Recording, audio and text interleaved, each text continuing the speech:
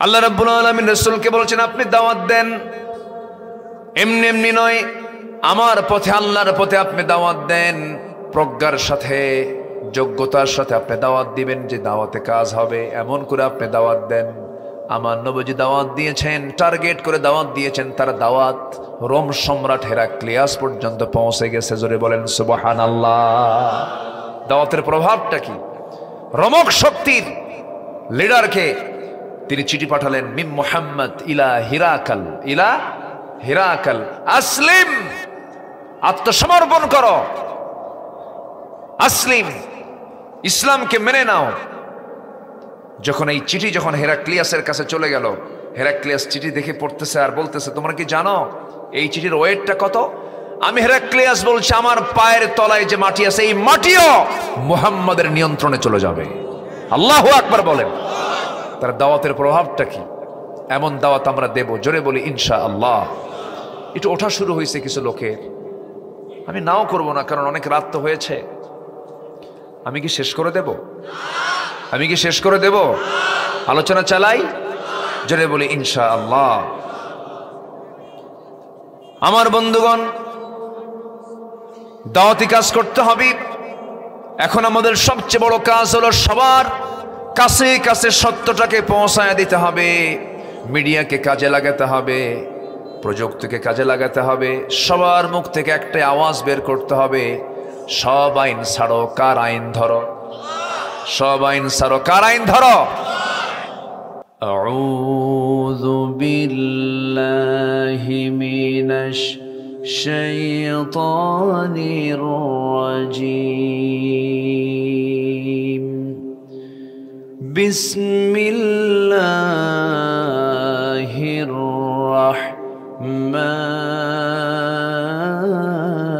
রাহমানির রাহিম।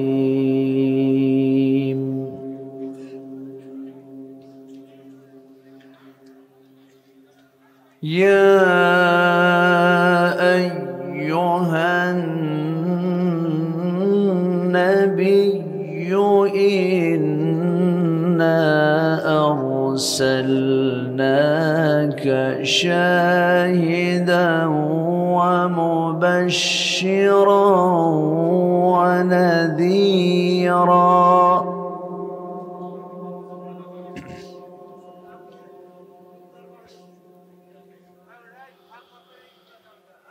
وداعيا إلى الله بإذنه وسراجا منيرا.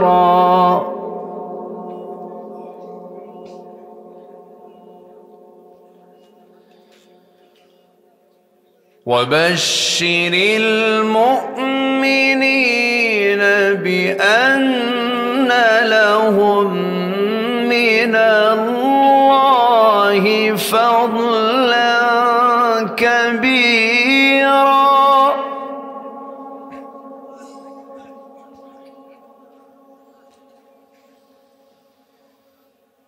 ولا تطع الكافرين والمنافقين ودع أذاهم وتوكل على الله.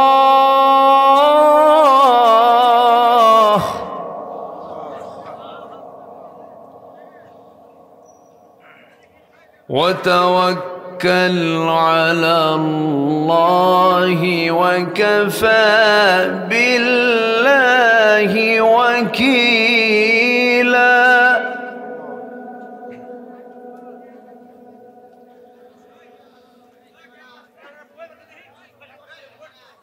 الله أكبر.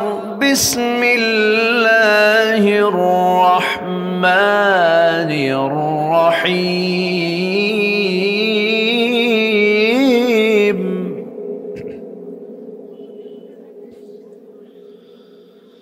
إن الله وملائكته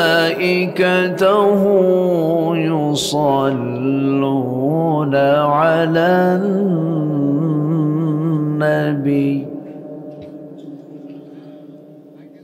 يا أيها الذين آمنوا صلوا عليه وسلموا تسليما اللهم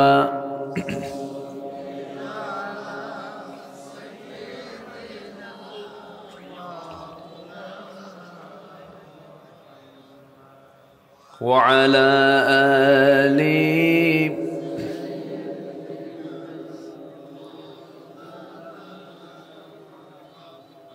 একটু মোহাব্বত দিয়ে নবীর প্রেমে মাতোয়ারা হয়ে আওয়াজ দিয়ে জোরালো কণ্ঠে সবাই বলুন আল্লাহুম্মা সাল্লি আলা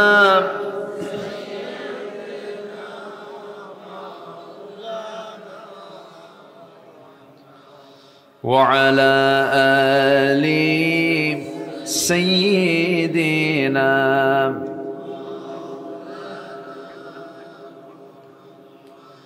সবাই বলুন বালাগাল উলা বিকামালিহি কাশাফাত তুজা বিজামালিহি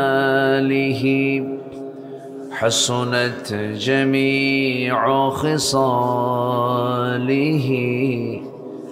صلوا سراج الملة تمهي فخر دو عالم دلبار مولاه شريف الأنبياء نسخا كل أديان دخره بلغ العلا بكماله كشف التجا بجماله حسنت جميع خصاله صلوا আমি কোরআনের সুর মাঝে শুনেছি যে নাম আজানের সুর মাঝেও শুনেছি সে নাম ও নাম শুনেছি আমি আমার হৃদয় হে রাসূল নবীজি তোমায় হে রাসূল নবীজি তোমায় সবাই বলি সাল্লাল্লাহু আলাইহি ওয়াসাল্লাম।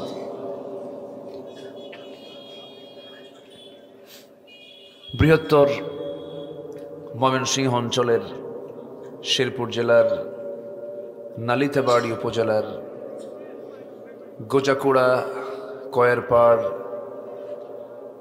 মুফাজ্জল উলুম হাফিজিয়া মাদ্রাসা বাসকান্দা বাজার ব্যবসায়ী যুব সমাজ মাহফিল ইন্তেজামি কমিটি কর্তৃক আয়োজিত ৩৭তম বার্ষিক ইসলামী মহাসম্মেলন ২০২৪ মাদ্রাসা মাঠে অনুষ্ঠিত আজকের এই মহৎ আয়োজনের সম্মানিত সুযোগ্য সভাপতি শিক্ষাবিদ মাওলানা আব্দুল্লাহ বাদশাহ, আজকের প্রোগ্রামের বরেণ্য অতিথি জনাব ওমর ফারুক সাহেব, আজকের মাহফিলের সম্মানিত মেহমানবৃন্দ, বিশেষ করে আমার ডান পার্শ্বে উপবিষ্ট তারুণ্যের অহংকার দক্ষিণ এশিয়ার বৃহত্তম ইসলামী সংগঠন বাংলাদেশ জামাত ইসলামী শেরপুর শহর শাখার সম্মানিত নায়েবে আমির, বৃহত্তম ছাত্র সংগঠন বাংলাদেশ ইসলামী ছাত্র শিবিরের সাবেক কেন্দ্রীয় নেতা, আমার অত্যন্ত কাছের জনাব ভিপি গোলাম কিবরিয়া সাহেব, আজকের মাহফিলে উপস্থিত হাজরাত উলামায়ে কেরাম, ফদলায়ে ইজম, সুশীল সমাজ, জাতির শ্রেষ্ঠ সন্তান শিক্ষক মণ্ডলী, জাতির বিবেক সাংবাদিকবৃন্দ, সামনে উপস্থিত দূরে কাছের বিভিন্ন স্থান থেকে ছুটে আসা কালেমার ঝান্ডাবাহী, তাওহীদের পতাকাবাহী, দ্বীন ইসলামের নরসারদুল বীর মুজাহিদ, প্রাণ প্রিয় সম্মানিত দ্বীনী ভাইরা, আড়ালে বসে আছেন শ্রদ্ধেয়া সম্মানিতা মা বোনেরা, আলোচনার সূচনায় আনুষ্ঠানিকতার মধ্য দিয়ে আমার পক্ষ থেকে আবারও দিল খোলা সালাম, আসসালামু আলাইকুম ওয়া রাহমাতুল্লাহি ওয়া বারাকাতুহু। সালামের জবাব একটু ভিজা ভিজা মনে হচ্ছে। আসসালামু আলাইকুম ওয়া রাহমাতুল্লাহ। সবাই কেমন আছেন? আমাকেও প্রশ্ন করলেন, যেহেতু মোহাব্বতের লক্ষণ, আল্লাহ পাক আমাকে আপনার মতোই আপনার সাথেই রেখেছেন। বলছি আলহামদুলিল্লাহ, আবারও বলছি আলহামদুলিল্লাহ। সারাদিনের সকল কাজকর্মের ব্যস্ততা কেটে ওঠে এই শীতের এই কনকনে আবহাওয়ার মাঝে লেপের নিচের আরামের ঘুমকে মাইনাস করে কোরআন শোনাকে জরুরি মনে করে ঠান্ডা মাটিতে বসে যে মহান প্রভু আমাকে আপনাকে এমন সুন্দর একটি জান্নাতের বাগানে বসার তৌফিক দিয়েছেন, সেই মহান রবের শানে বলে উঠছি আলহামদুলিল্লাহ। চিৎকার মেরে বলছি আল্লাহুম্মা ইন্নী আসআলুকা আল হুদা ওয়াত তুকা ওয়াল আফাফা ওয়াল গিনা। সবাই বলি আল্লাহুম্মা আইন্নি আলা যিকরিকা ওয়া শুকরিকা ওয়া হুসনি ইবাদাতিকা। আমরা আল্লাহ তাআলার শুকর আদায় করে নিলাম। সম্মানিত ভাই সব, আমার আগের যিনি আলোচক ছিলেন খুব দামি দামি কথা বলেছেন, মুফতি আব্দুস সালাম বিন আখতার হাফিজাহুল্লাহ। আমি শেষ ক্লাসে, আমি তো ভাঙ্গা চূড়া মানুষ, এলেম কালাম তেমন কিছু নেই, কিছু কথা বলতে চাচ্ছি, আমাকে সময় দেবেন তো? এত রাতে তো অবশ্য এটা ময়মনসিংহের ট্র্যাডিশন, বেশি রাত না হলে ওয়াজ নাকি জমে না। 11:40 এখন বাজে, অনেক রাত হয়েছে।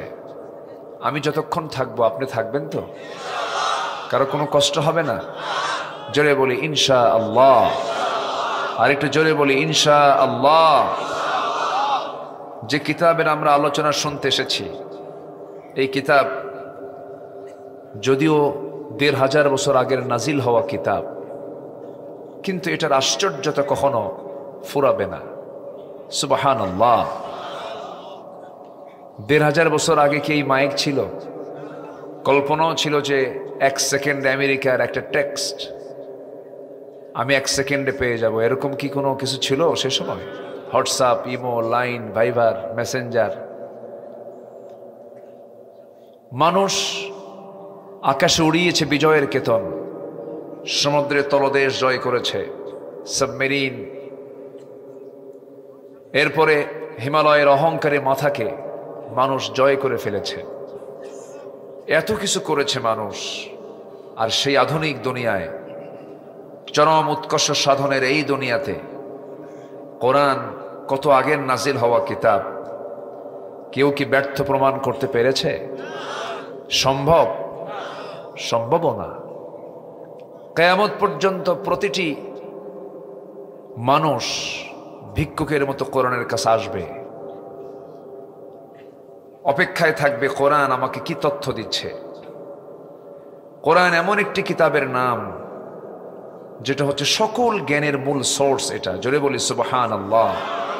সকল জ্ঞান, শুধু ধর্মীয় নয়। কোরআন শুধু ধর্মীয় কিতাবের নাম না, কিন্তু ধর্মীয় গ্রন্থ শুধু এটা নয়, এটা হচ্ছে এমন একটি কিতাব মানব জীবনের সকল সমস্যার সমাধানে যেটা সফল একটি কিতাব, যা পৃথিবীতে আরো নাজিল হওয়া যত আসমানি কিতাব ছিল সকল কিতাবের সত্যতা প্রমাণকারী হচ্ছে এই আল্লাহর কালাম, এই কোরআনে কারীম। তাহলে এত বড় মজবুত কিতাব, এত বড় আল্লাহর পক্ষ থেকে নাজিল হওয়া এটি চ্যালেঞ্জপূর্ণ কিতাব, যা চ্যালেঞ্জ দিয়ে রেখেছে কিয়ামত পর্যন্ত কেউ এর মতো করে একটি কোরআন 10টি সূরার মতো করে, একটি 10টি সূরা অথবা একটি সূরার মতো করে বিসূরাতিন মিন মিসলিহি একটা সূরাও কেউ রচনা করতে পারবে না। কবির কবিতা, সাহিত্যিকের সাহিত্য, লেখকের লেখা, পৃথিবীতে যত জ্ঞান আছে সব জ্ঞান যেখানে শেষ, এক কথায় সেখানে কোরআনের জ্ঞান শুরু। জোরে বলে সুবহানাল্লাহ। বিজ্ঞান দিয়ে কোরআন যাচাই হবে না, বরঞ্চ কোরআন দিয়ে বিজ্ঞান যাচাই হবে। মাঝে মাঝেই তো বিজ্ঞান ফাউল করে না, এই তথ্য দিয়ে কয় ভুল হয়েছে, ওটা হবে, আবার ওটা তথ্য দিয়ে বলে না এটা ভুল হয়েছে, এটা হবে। কিন্তু কোরআন যে তথ্য দিয়েছে এই তথ্যের কোনো পরিবর্তন হবে না। এটা যে আইন দিয়েছে, আইনের কোনো সংযোজন, সংকোচন, সংশোধন লাগবে না। এ পর্যন্ত আমার দেশের সংবিধান সংশোধন হয়েছে বহুবার, কিন্তু কোরআন যদি রাষ্ট্রীয় পর্যায়ে চালু হয়ে যায় কোনো সংশোধনই লাগবে না। কোরআন যা বলবে এটাই আমাদের বক্তব্য হয়ে যাবে, অত ঝামেলায় যাব কেন? কিন্তু কোরআন চাইলেই তো মৌলবাদী বলে আমাদেরকে গালি দিয়েছে দীর্ঘ 16 বছর। কোরআন চাইলেই বলে এই রাজাকার, এ মৌলবাদী, এরে ধর। অনেক নাটক তারা সাজিয়েছে, সব নাটক শেষ। আগামীর দেশ হলো কোরআনের বাংলাদেশ। জোরে বলি ইনশাআল্লাহ। আল্লাহ কবুল করুন। কোন চোরদের হাতে আমরা আর কোনো কিছু রাখতে চাই না। আমরা এখন আল্লাহওয়ালা দেখব। কিওয়ালা বলেন? আল্লাহওয়ালা। যারে দেখলে নবীর কথা মনে হয়, যারে দেখলে পরকালের কথা মনে হয়, যে নেতা আমার জানাজা পড়াতে পারবেন, যে নেতার সঙ্গে আমার আখিরাতের সম্পর্ক থাকবে, এমন নেতাকে আমরা নির্বাচন করব। জোরে বলি ইনশাআল্লাহ। আর জোরে বলি ইনশাআল্লাহ। কোরআন কি তথ্য দেয় দেখেন। আমরা যেখানে বসে আছি এটা জমিন না? আর আকাশের দিকে তাকালে আমরা কি মাঝখানে আর কিছু দেখতে পাই? কি দেখা যায়? আকাশ। আমি খুবই খুশি যে এত রাতে আপনারা বসে থাকেন, এই বিশাল ব্যাপার। কিন্তু অন্য এলাকায় এই লোক থাকতোই না। এটা কোন একটা আজীব। আলহামদুলিল্লাহ, আলহামদুলিল্লাহ, বিশাল ব্যাপার। কিন্তু তো এই আকাশ এবং জমিনের ঠিক মাঝখানে যে মহাশূন্যতা আমরা দেখি, ফাঁকা, এর মাঝে আছে হলো সূর্য, চন্দ্র, তারকারাজি, ব্ল্যাক হোল, এরপরে এই যে বিশাল নভমণ্ডলে সাজিয়ে রাখা কত কি বিচিত্র। কিন্তু আধুনিক সায়েন্স বলতেছে এটা ছিল না। এই আকাশ এবং জমিনটা ছিল লাগানো। বলেন তো কি ছিল? তাহলে কি এই পৃথিবীতে বসবাসের কোনো কিছু ছিল? বলেন তো। লাগানো মানে কি? কিছু নাই, এটা লাগানো ছিল। আকাশ আর জমিনটা কি ছিল? লাগানো ছিল। বিজ্ঞান বলতেছে প্রচন্ড একটা ধাক্কা হয়েছিল। এমন এক ধাক্কা হলো, এক ধাক্কায় আকাশ এবং জমিনের মাঝখানে একটা ফাঁকা হয়ে গেছে, মহাশূন্য রূপ নিয়েছে। এটার নাম হলো, বিজ্ঞান দিয়েছে বিগ ব্যাং। কি বলেছে? বিগ ব্যাং থিওরি এটা দিয়েছে। যারা একটু গবেষক, যারা, তাদের কাছে এটা খুব ওল্ড একটা নাম, এটা অনেকেই জানেন। অথচ দেখেন এই আলোচিত বিগ ব্যাং থিওরি, এটা পৃথিবীতে হালে এসে বিজ্ঞান তারা বলতেছে প্রমাণ করেছে। কিন্তু কেমনে সম্ভব আজ থেকে 1500 বছর আগে যদি এটা মানব রচিত হয়ে থাকে, কেমনে সম্ভব এই কিতাবের মধ্যে এই তথ্য নিয়ে আসা? সুবহানাল্লাহ বলবেন না? আল্লাহ রাব্বুল আলামিন বলেন, আওয়ালাম ইয়ারাল্লাযীনা কাফারু আন্নাস সামাওয়াতি ওয়াল আরদা কানাতা রাতকান ফাফাতাকনাহুমা وجعلنا من الماء كل شيء حي কাফেররা কি দেখে না আমি আল্লাহ রাব্বুল আলামিন আসমান এবং জমিনটাকে দুটাকে এক জায়গায় রেখেছিলাম, এরপর আমি আল্লাহ পর্যায়ক্রমে মহা ধাক্কা দিয়েছি। বিশাল একটা ধাক্কার মধ্য দিয়ে আমি এই আকাশ এবং জমিনের মাঝখানে মহাশূন্যতা সৃষ্টি করেছি। জোরে বলি সুবহানাল্লাহ। তাহলে সায়েন্স প্রমাণ করলো না কোরআন থেকে ধার নিল? বলেন বলেন বলেন, কোরআন থেকে ধার নিল। এরকম একটা না, আমি যদি শুধু কোরআন এবং সায়েন্স এটা নিয়ে কথা বলি, অনেক রাত তো অনেকের ঘুম চলে আসবে। কোনো সমস্যা নাই তো? তাহলে আপনার ঘুমান কখন? দিনের বেলা? ঘুমানটা কখন আপনারা? রাতেই ঘুমান, কিন্তু আজকে ঘুমাবেন না। আচ্ছা, দেখা যাক। কিন্তু আমার তো এক রাত না, আমার তো সব রাত। আগামীকালকে আমার মাহফিল বেশি দূরে নাই, মাত্র কক্সবাজার। তাও কখন জানেন? প্রথম মাহফিলটা হচ্ছে আমার বেলা 11টায়, বেলা 11টায়। সেকেন্ড মাহফিল আমার দুপুর 3টায়। সন্ধ্যার মাহফিল একটা আছে সেখানে, অবশ্য সেমিনার এগুলো এরকম না। সন্ধ্যার মাহফিলটা হলো সাতকানিয়া, চট্টগ্রাম। আর রাতের মাহফিলটা হলো কক্সবাজার, চকরিয়া। তো এখন বলুন, আমি কালকে 10টায় যাবো কেমন? এখন অনেক পেরেশানি না? আল্লাহ যেন সব সহজ করে দেন। জোরে বলি আল্লাহুম্মা আমিন। মানুষ তো পাখির চেয়েও বেশি ওড়ে। পাখি আর কত ওড়ে, মানুষ আরো বেশি ওড়ে। আল্লাহু আকবার বলেন। ভাই, রোডেতে সম্ভব না, আমাকে এয়ারপোর্ট ইউজ করতে হবে। আল্লাহ যেন সহজেই আগামীকালকের প্রোগ্রামগুলোতে পার্টিসিপেট করার, অংশগ্রহণ করার তৌফিক আল্লাহ পাক দান করেন। জোরে বলি আল্লাহুম্মা আমিন। তাহলে আমরা এতটুকু নিশ্চিত যে 100% নিশ্চিত, আমার কাছে মনে হয় জানেন, কোরআন যার যত বেশি দখলে থাকবে তার ঈমান তত মজবুত হবে। ঈমান মজবুতের মাধ্যম কিচ্ছু না, খেলে কোরআন। আল্লাহু আকবার বলেন। কি আশ্চর্য কিতাব এটা! কত তথ্য দিয়েছে, কত তথ্য! আল্লাহু আকবার। 250 থেকে 300 শুধু 250 থেকে 300 আয়াত শুধু আছে ফিজিক্স কেমিস্ট্রির উপরে। সায়েন্সের আয়াতের মধ্যে রয়েছে। সম্মানিত ভাইয়েরা, এই দেখেন, not the earth but the sun moves. একবার এই বিজ্ঞানীরা বলল না সূর্য না পৃথিবী ঘোরে, পৃথিবী না সূর্য ঘোরে, ওদের তো মাথায় ঘোরে। ঠিক আছে না? আর সূরা ইয়াসিন হচ্ছে এমন একটি সূরা, এত দামি হওয়ার পেছনে মূল কারণ হলো এই ইয়াসিন সূরার ভিতরে সবচেয়ে বেশি আলোচনা হয়েছে হলো সায়েন্সের উপরে। আল্লাহু আকবার বলেন। লাশ-শামসু ইয়ানবাগী লাহা আন তুদরিকাল কমার ওয়ালাল লাইলু সাবিকুন নাহার। আল্লাহু আকবার বলেন। ওয়াশ-শামসু তাজরি লিমুস্তাকাররিন লাহা যালিকা তাকদীরুল আজিজুল আলীম। চিন্তা করে দেখুন কেমন করে সম্ভব এটা একজন মানুষের পক্ষে এই সমস্ত কথাগুলো বলা, তাও 1500 বছর আগে। অসম্ভব। ইথার, মধ্যাকর্ষণ শক্তি, এই যে বড় বড় যে আবিষ্কারগুলো, এগুলোর তো কোনো কল্পনাই ছিল না, কেমনে সম্ভব? অথচ এই জমিন থেকে কোনো মানুষ কি এই আকাশ ছুঁতে পেরেছে? আজ থেকে ছুঁতে পেরেছে না, কেউ কিন্তু ছুঁতে পারে নাই। কিয়ামত পর্যন্ত কেউ ছুঁতেও পারবে না। পাথফাইন্ডার আরো কি আছে যা নিয়ে যায় শীত হয়ে পড়বে, সম্ভব না। কিন্তু 1500 বছর আগে একজন মানুষ এই পৃথিবী থেকে শুধু প্রথম আকাশ নয়, সিদরাতুল মুনতাহা,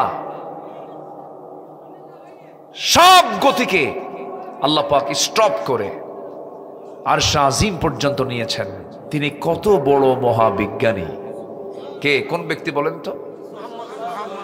মুহাম্মদুর রাসূলুল্লাহ। আল্লাহু আকবার। তাহলে তার চাইতে বড় বিজ্ঞানী আর কেউ আসবে? তাও কত হাজার বছর আগে। তাহলে বলেন তো, আমরা কি আগায় আছি না পিছে আছি? কই আমরা আগায় আছি? একজন মানুষ তিনি কত আগে চলে গেছেন, কত আগে তার সফর হয়ে গেছে। তার চাইতে নভোচারী, তার চাইতে বড় সফরকারী এই পৃথিবীতে কেউ আসবে? সম্ভব? Marconi, Faraday, James Watt, Copernicus, Einstein, Dalton, Galileo, এদেরকে আমরা দুই একটা তথ্য দেবার জন্য আমরা মহাবিজ্ঞানী বলি। আমার নবীজি কত বড় মহাবিজ্ঞানী, সব আকাশ তিনি ঘুরে ঘুরে ঘুরে বেড়ালেন। জোরে বলেন সুবহানাল্লাহ। নবীদের সঙ্গে সাক্ষাৎ হলো, নবীদের সঙ্গে দেখা হলো। বাইতুল আকসায় আমার নবীজি তার ট্রানজিট থামলেন, তার সৌজন্যে সব নবীকে এক জায়গায় করলেন। জিবরিল আমিন বললেন, ইয়া রাসূলুল্লাহ, ওই মুসাল্লায় আপনার ইমামতির জায়গা। জোরে বলেন সুবহানাল্লাহ। সব নবীর তিনি ইমামতির দায়িত্ব পালন করলেন। সাইয়্যিদুল আম্বিয়া ওয়াল মুরসালিন মুহাম্মদুর রাসূলুল্লাহ। আমরা সেই নবীর উম্মত, কত দাম আমাদের। সেই নবীর জীবন থেকে, সেই নবীর কর্ম থেকে আমি কিছু কথা আজকে বলতে চাচ্ছি। সূরাতুল আহজাব, সূরাতুল আহজাব। আমরা একটা চেঞ্জ লক্ষ্য করেছি। দেশ 53 বছর যা ছিল একভাবে, 25 বছর আমার দেশ শাসন করেছে একটা গ্রুপ, কেউ 16 বছর, কেউ 9 বছর, কেয়ারটেকার গভর্নমেন্টরা কয়েক বছর। সব মুসলমানই ছিল, তাদের ধর্মের নামও ইসলাম ছিল, নামের আগে মোহাম্মদ লাগানো ছিল, হাজি নামও লেখা ছিল। কিন্তু মিনিমাম ন্যূনতম একটা নামাজের বিলটাও তারা সংসদে পাশ করতে পারেন নাই। জাহান্নাম থেকে বাঁচার জন্য 1 নম্বর কাজ কি বলেন তো? বলেন বলেন বলেন বলেন। আমার দেশের নেতৃবৃন্দ যারা দেশ চালিয়েছেন তারা ন্যূনতম আমাদের এতটুকু উপকার করতে পারে নাই যে জাহান্নাম থেকে বাঁচার জন্য এই জাতির জন্য কি করা যায়। 1 নম্বর কাজ হলো নামাজ সমাজে চালু করা, নামাজ কায়েম করে। এতটুকু কাজই তারা করতে পারেন নাই। তাহলে বলুন তো, এরা কি বিপদের বন্ধু? আসতে কয়, মুসলমানদের কি বন্ধু হতে পারে? আসতে বন্ধু হতে পারে? হ্যাঁ, এক চাষা উত্তর দিয়ে দিস। বন্ধু যদি না হয় তাহলে কি হবে? দুশ্মন। আজকে মাত্র 5% লোক নামাজ পড়ে। কয় পার্সেন্ট? 5%। আর বাকি 95 নামাজই পড়ে না, খালি বিড়ি খায়। কি খায়? এত বিড়ি জাতি খায়। হায় হায় হায়। শীত বাড়লে আরো বাড়ে, ঠান্ডা যত বাড়ে বিড়ি তত বাড়ে। মানে শীতের বরকত হলো বিড়ি খাওয়া। এত বিড়ি খায়, বিড়ি খাইয়া ধোঁয়া দেখে কয়তলায় গেল। আসে না নাই বলেন তো? ইটের ভাটা ফেল। আবার মাহফিল এসে প্রশ্ন করে, হুজুর বিড়ি খাওয়া কি জায়েজ আছে? উনি জায়েজের চেষ্টাও থাকে, দেখি তো বিড়ি খাওয়াটাকে জায়েজ করা যায় কিনা। বাজেট হয়েছে এ পর্যন্ত 52-53টা বাজেট পেশ হলো। প্রত্যেকটা বাজেট অর্থমন্ত্রী কোনো কিছু না বাড়লো বিড়ির দাম বাড়ায়। যারা বিড়ি খায় তারা কয় আরো বাড়া, প্রয়োজনে বাড়ি বেচে খামো। এত খাওয়া খায়। আবার কিছু লোক আছে পান খায়, পান খান, পানের সমস্যা নাই, পান তো গাছের রস। কিন্তু পানের সাথে আবার হাকিমপুরি রহমতুল্লাহ আলাইহি কেন? এখানে প্রবলেম আছে, এখানেও সমস্যা। হুজুররা খাবে, কিছু কব না? অবশ্যই কব, সবাইকে বলা দরকার। কি বলা দরকার আছে না নাই? নেশা হারাম। নেশা কি হারাম। মানুষ আগে ঢালে না, আগে টানে। আগে টানাটানি, এরপরে ঢালাঢালি। টানাটানি হলো ঢালাঢালির ছোট ভাই, এরপরে ঢালে। এই জন্য কোন নেশা ইসলাম কখনো অ্যাকসেপ্ট করতে পারে না। সম্মানিত ভাইয়েরা, নামাজ পড়বো আমরা, সবাই রাজি আছেন তো? এবং যে নামাজ পড়ে না ওই নেতৃত্ব মানব না। সোজা কথা। তুমি কি নামাজ পড়ো? হ্যাঁ পড়ি। তুমি কি নামাজ কায়েম করতে চাও? হ্যাঁ করতে চাই। ইয়েস, একদম গ্রিন সিগন্যাল দিয়ে দিবেন। তুমি কি নামাজ পড়ো? না। তুমি কি নামাজ কায়েম করতে চাও? না। পায়ের তলে কি থাকে? আস্তে, পায়ের তলে কি থাকে? জুতা তুলে দেখায় দিবেন, একদম সাইজ করে দেবো, কিন্তু ভাগ এখান থেকে। ঠিক কিনা? এই কাজ করতে হবে এখন আমাদেরকে। রাগ করতেছেন? রাগ করতেছেন? জাহান্নামে যাওয়ার যতগুলো কারণ আছে কোরআনকে প্রশ্ন করুন, কোরআন বলে দাও জাহান্নামে যাবার কারণগুলো কি। কোরআন বলতেছে, মা সালাকাকুম ফি সাকার ক্বালু لم نك من المصلين ولم نك نطعم المسكين وكنا نخوض مع الخائضين وكنا نكذب بيوم الدين حتى أتانا اليقين জোরে বলুন আল্লাহু আকবার ও জাহান্নামীরা আজকে তোমরা সাকারে কেন সাকার একটা দোজখের নাম তোমরা সাকার নামক দোজখে কেন তারা বলবে আমরা চারটা কাজ করে আসি নাই আজান শুনেছি নামাজ পড়ি নাই বান্দার হক নষ্ট করেছি সমালোচনা করেছি বিচার দিবসকে অস্বীকার করেছি বিচারকে মানি নাই আখিরাতকে মানি নাই কিন্তু একদিন মরে যাব আমার বিচার করবেন তিনি আমার কে বিচার হবে না বিচার হবে না মালিক ইয়াউমিদ্দিন বিচার দিবসের মালিক কে আমার বন্ধুগণ এই এলাকায় আলু চাষ হয় কিনা জানি না আলু চাষ হয় আলু যখন লাগানো হয় বিশেষ করে দিনাজপুর রংপুর গাইবান্ধা বগুড়া এই সমস্ত অঞ্চলে আলুর চাষটা বেশি হয় এই আলু চাষি বড় বড় আলু যদি হয় কেটে কেটে টুকরা টুকরা করে জমিতে লাগায় দেয় যে আলুটা জমিনে লাগালো সে আলুটা 2 মাস 3 মাসের ব্যবধানে মাটির সঙ্গে মিশে যায় সেই একটা আলু থেকে 10টা 12টা 14টা আলু পর্যন্ত সেখান থেকে উৎপন্ন হয় এই যে 14-15টা আলু উৎপন্ন হলো মূল আলুটা মাটির সঙ্গে মিশে গেল যে মহান রব্বুল আলামিন একটা আলু থেকে সে আলুটাকে পচায় দিয়ে মাটির সঙ্গে মিশায় দিয়া যদি 14-15টা আলু উৎপন্ন করতে পারেন জন্ম দিতে পারেন সে আল্লাহ আমার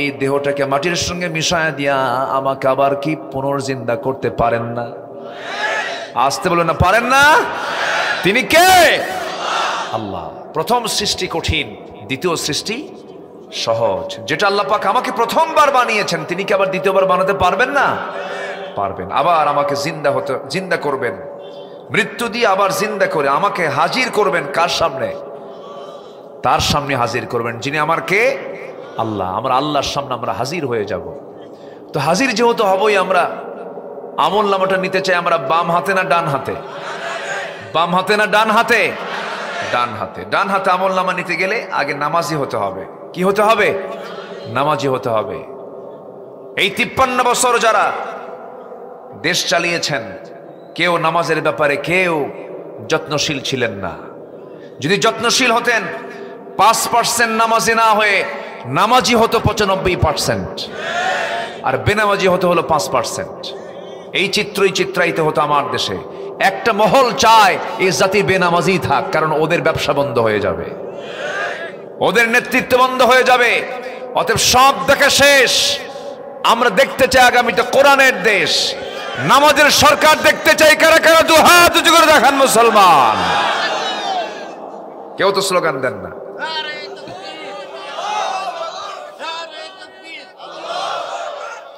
ভিতর থেকে দেন না স্লোগান।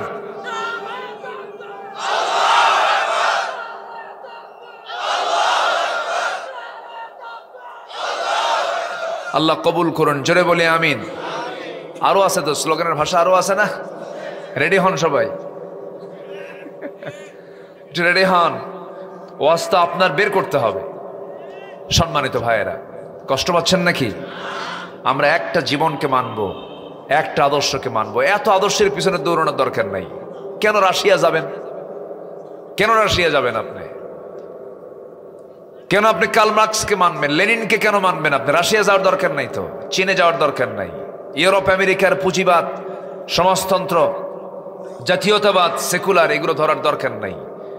আমাদের আদর্শ হবে একজন, তিনি হচ্ছেন মুহাম্মদুর রাসূলুল্লাহ।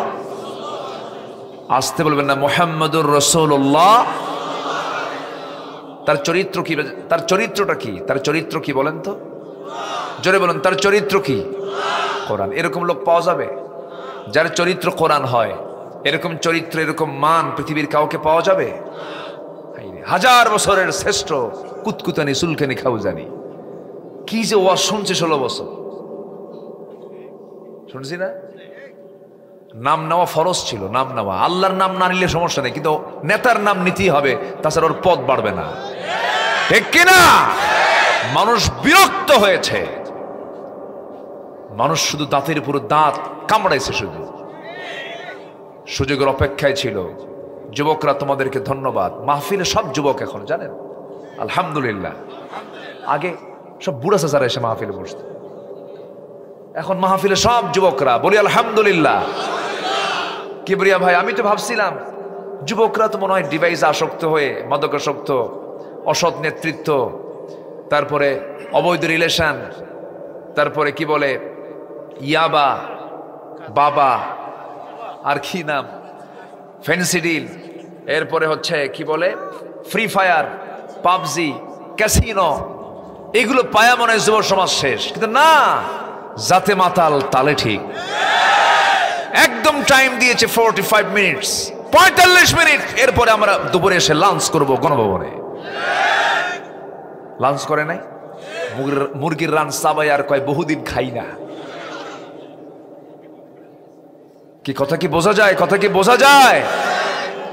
যুবকরা তোমরা সব পারবা, কিন্তু চরিত্রকে সুন্দর করতে হবে, তাহলে এই নেতৃত্ব টিকবে, নচেত টিকবে না। কিন্তু এই নেতৃত্ব টেকার জন্য চরিত্র সুন্দরের বিকল্প নেই। চরিত্র আমরা সুন্দর করব। জোরে বলি ইনশাআল্লাহ, আরো জোরে বলি ইনশাআল্লাহ।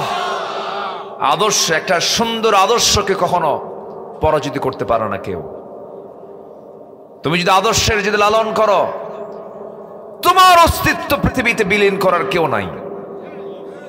সম্মানিত ভাইয়েরা, আদর্শিকভাবে তারা শেষ, আদর্শিকভাবে তারা একদম পরাজিত। এদেশের মানুষ তাদেরকে প্রত্যাখ্যান করেছে। কি দাপট ছিল, কিন্তু অপরাধটা ছিল কি আমাদের বলেন? সমাজের শ্রেষ্ঠ মানুষ যারা আলেম ওলামা, আমরা কি দেশ শাসন করেছি কখনো বলেন তো? আলেম ওলামা দেশ চালাইছে, কিন্তু এই 16 বছর জেল খাটলো কারা? কেন? কেন? কি দরকার ছিল আলেমদের গায়ে হাত দেওয়া?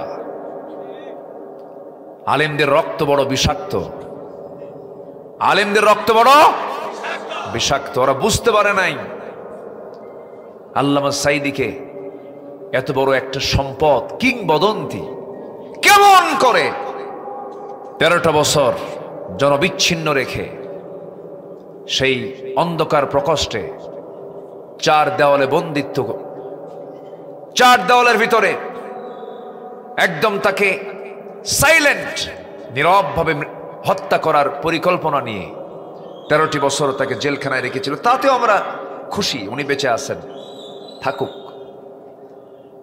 কত বড় দানব হতে পারে, কত বড় পাশবিক হতে পারে। সেখান থেকে 13ই আগস্ট 2023-এ সেখান থেকে চিকিৎসার নাম করে সুস্থ মানুষটাকে ধরে আনলো।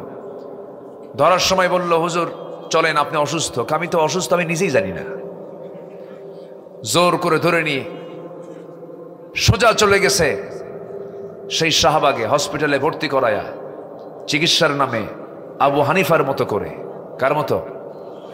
আবু হানিফা রাহিমাহুল্লাহর জীবন যারা পড়েছেন, আবু হানিফা রাহিমাহুল্লাহর মতো করে বিষ প্রয়োগ করে, পয়জনিং করে তাকে দুনিয়া থেকে বিদায় করে দেওয়া হয়েছে। আমরা স্পষ্ট ভাষায় তারই তৈরি করা এই তাফসীর মাহফিল, ওয়াজ মাহফিলের প্ল্যাটফর্ম থেকে উদাত্ত ভাষায় জানিয়ে দিতে চাই, স্পষ্ট ভাষায় জানিয়ে দিতে চাই, যারা আল্লামা সাঈদীর হত্যার পিছনে জড়িত, প্রত্যেক কুলাঙ্গারকে ধরে চূড়ান্ত শাস্তি নিশ্চিত করা হোক। এ মতের পক্ষে রাজি আছেন কারা কারা? হাত উঁচু করে দেখান।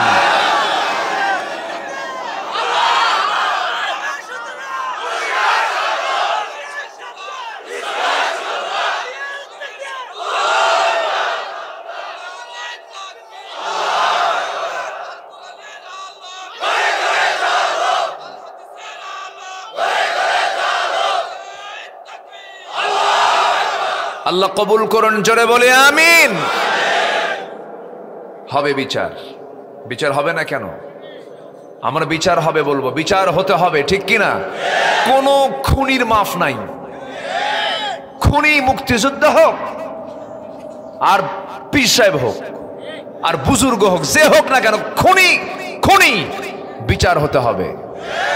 ইসলাম 3টা অপরাধকে ছাড় দেয়নি। কতলুন নাফস, যদি কেউ কাউকে হত্যা করে। নাম্বার 2, আশ-শাইখুজ জানি, বুড়া হয়ে গেছে, জেনা বাদ দেয় না, ওকে শেষ করো।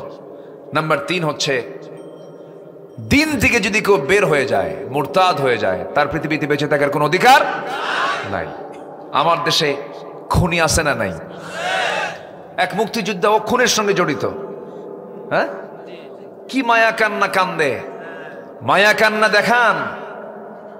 খুনির জন্য কোনো মায়া কান্না দেখানো যাবে না, ঠিক কিনা? সে আল্লাহর গোলামকে হত্যা করেছে।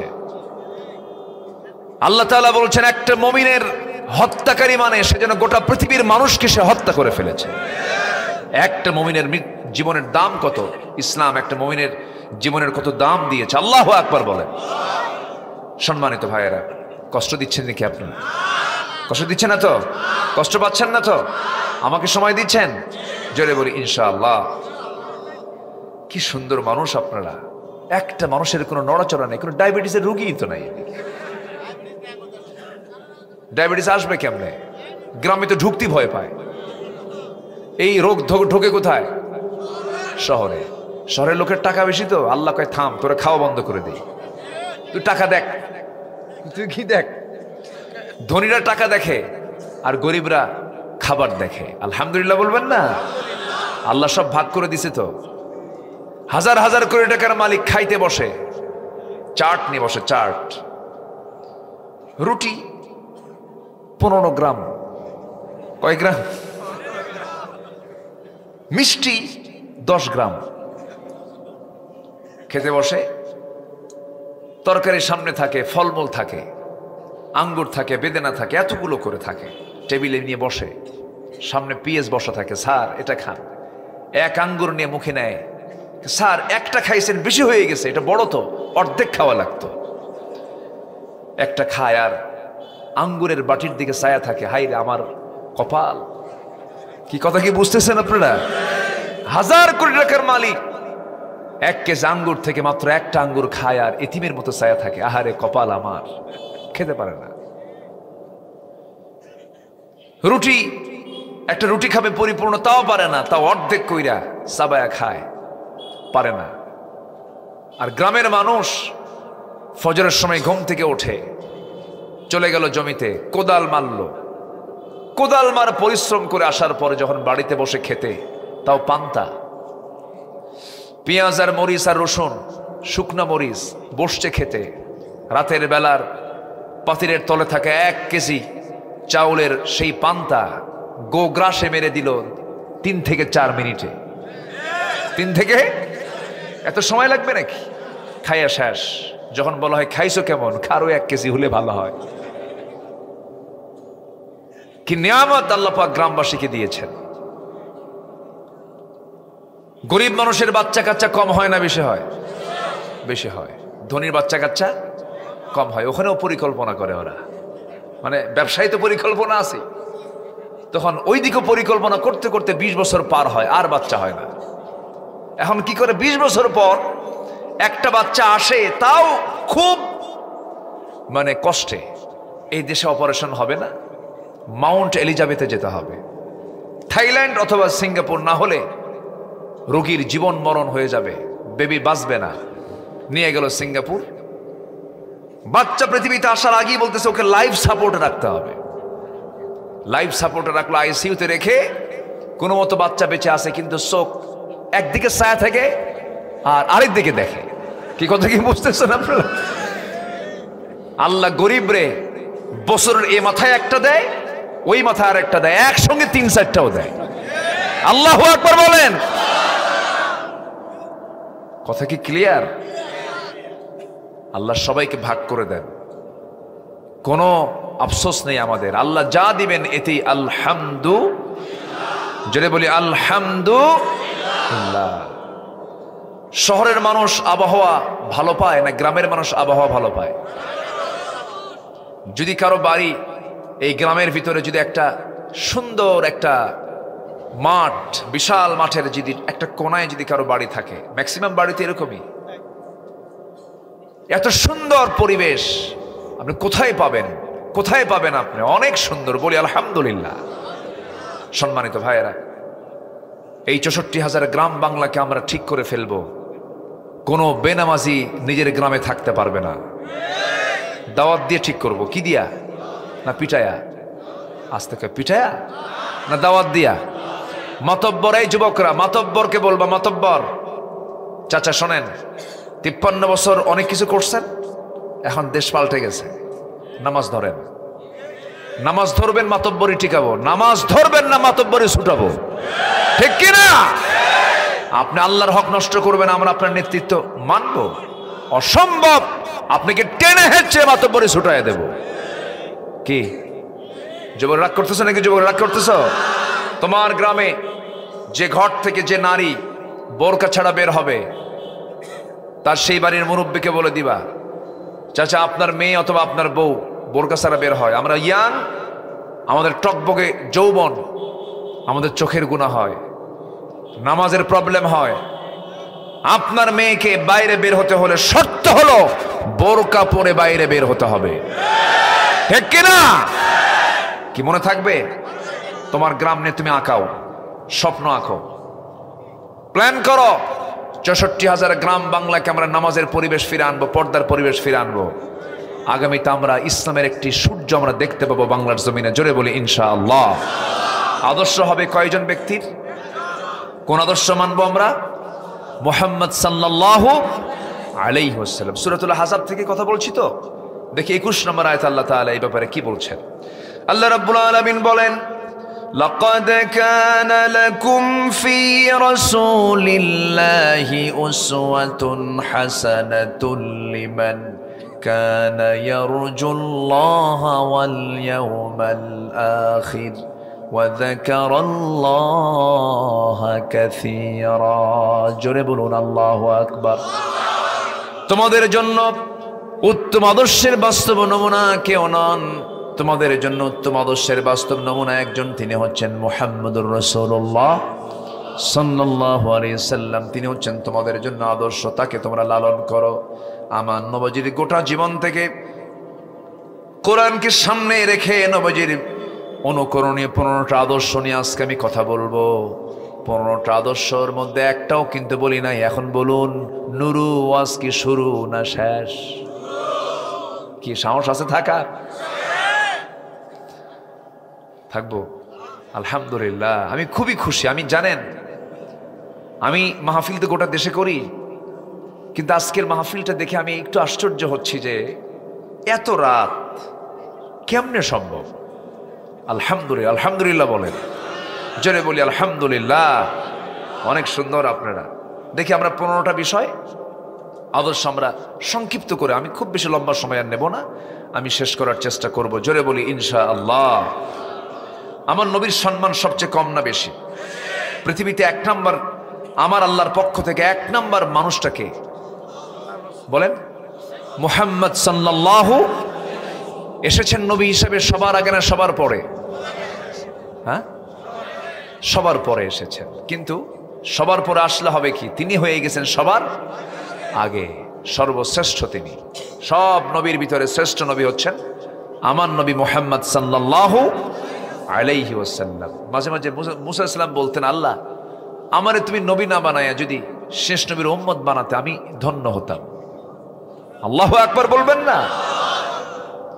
এত দামি নবী আমার নবী, সেই নবীর আমরা উম্মত, আমাদের দাম কি কম? বিড়ি খাই, যা গাঁজা খাই, যা খাই, দাম কি কম আমাদের? হাই রে হায়, উম্মতে মুহাম্মাদি আমরা, আমাদের চরিত্র কেমন হওয়া দরকার ছিল? আমার মনে হয় জাতিগতভাবে সবচাইতে বেশি মিথ্যা কথা বলে কোন দেশের মানুষ বলেন তো? বলেন বলেন। উঠতে, বসতে, কি হাঁটতে, খাইতে, মোবাইলে খালি মিথ্যা কথা। তুমি কই এখন? ভাই আমি তো জাহান্নামের চৌরাস্তায়। কি আছে না নাই বলেন? খালি মিথ্যা কথা কয়। মানে সেকেন্ডে সেকেন্ডে মিথ্যা কথা বলে যে জাতি, আমার দেশের মানুষ খুব মিথ্যা কথা বলে, মিথ্যা সাক্ষী দেয়। এমন মিথ্যা সাক্ষী বানাইছে, ঘটনা 71 আর সাক্ষীর জন্ম হলো 76। ঘটনার কয় বছর পরে? 5 বছর পরে তার জন্ম, সাক্ষী হলো 71 সালে। তাহলে দেখলো কেমনে? রুহের জগৎ থেকে।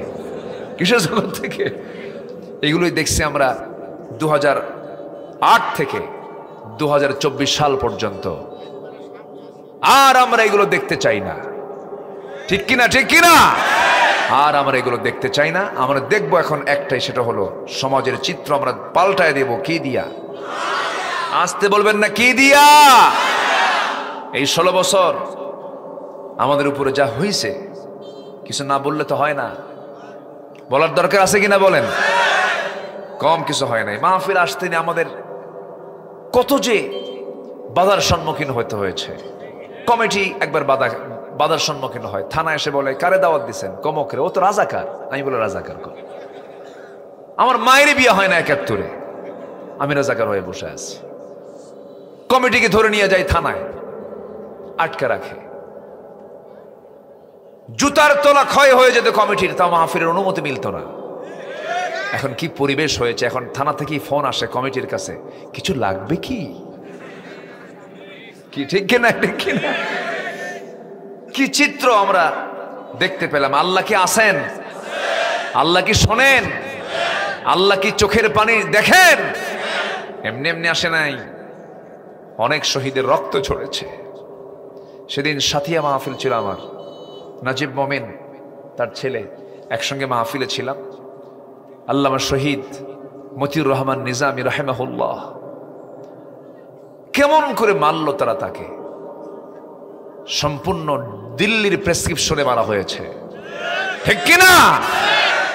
একটা সুস্থ সবল মানুষ, সুঠাম দেহের মানুষ, এদেশে তাদের কত অবদান, কত ত্যাগ, কত কোরবানি, সেই লোকগুলোকে কেমন করে মারা হলো! এই শেরপুরের কৃতি সন্তান, আন্তর্জাতিক রাজনৈতিক বিশেষজ্ঞ একজন, ইসলামী রাজনীতির অন্যতম সিপাহ সালার, ইসলামী আন্দোলনের অন্যতম রওনাক, অন্যতম একজন সিংহ পুরুষ, শহীদ কামারুজ্জামান।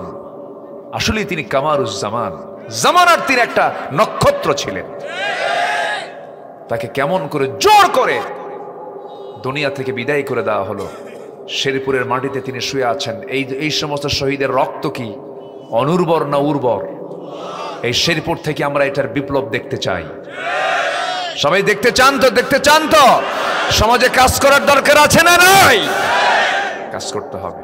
তারা জীবন দিলেন, আমরা কি সেই তাদের দেখানো যে পথে তারা জীবন দিয়েছেন সেই পথের আন্দোলনকে আমরা করব না ইনশাআল্লাহ? কোনো কথা মানব না। আমাদের কথা একটাই, জমিন যার আইন চলতে হবে তার।